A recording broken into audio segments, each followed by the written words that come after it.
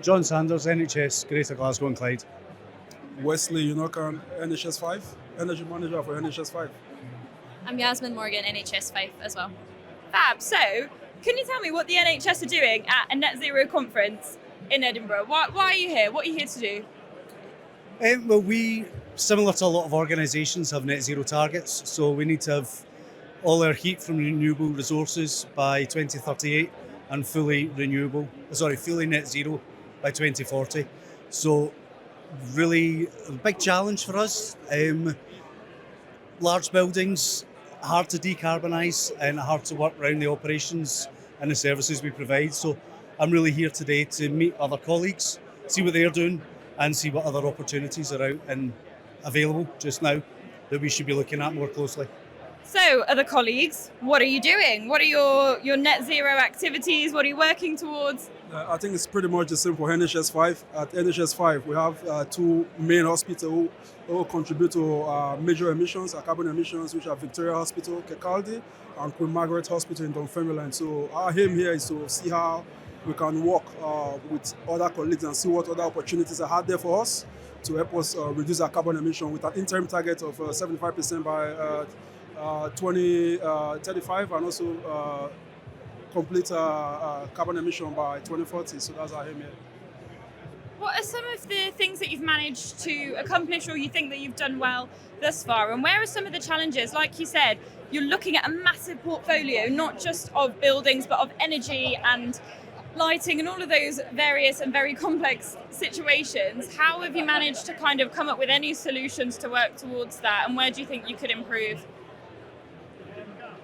I think there are various government supports we currently have at the moment, ranging from the GPC, which is the Green Public Sector Estate Decarbonisation Scheme, which the government provides funding for us as hospitals. And also, that doesn't come without this challenge in terms of looking at major technology and looking for different opportunities or different solutions to different kind of projects, what we currently have at the moment. So I think more of our aim or challenges we currently face is to see that we ensure that we employ or deploy the right solutions to the right problem we currently have within our hospitals.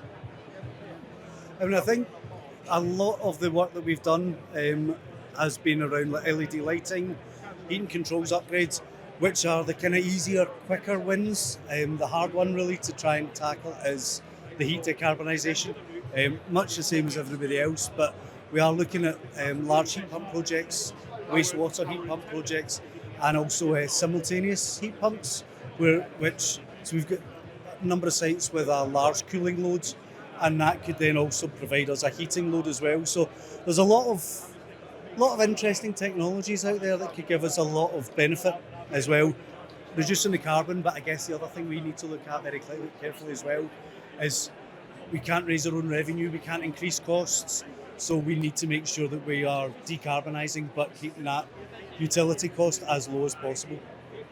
Yes, I was going to say, in terms of challenges as well, we've got a lot of issues with communication and awareness, and this kind of stuff's very new, very niche. So we need to make sure that we communicate with our staff in a understandable, digestible way that it has to happen, and it has to happen with them involved, and we want to make sure that they're aware about the process and don't feel alienated or that we're just throwing complicated jargon at them.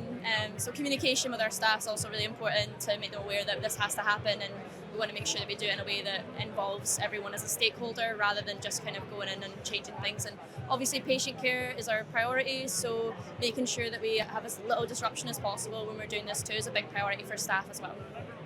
Such a good point. Okay, question to the three of you then. If you could give one bit of advice to somebody that's looking to be more sustainable, looking to make a change but doesn't really know where to begin, what would you say to them? I guess understanding your portfolio, understanding your most inefficient buildings, where you should be investing to make the biggest change.